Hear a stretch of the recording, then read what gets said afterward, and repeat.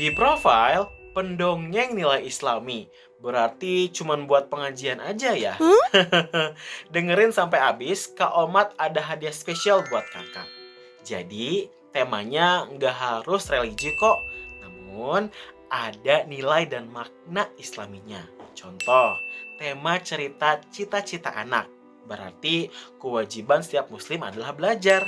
Kalau kita udah paham, bermanfaat buat diri sendiri dan juga buat orang lain. Kan dapat pahala, bisa masuk surga.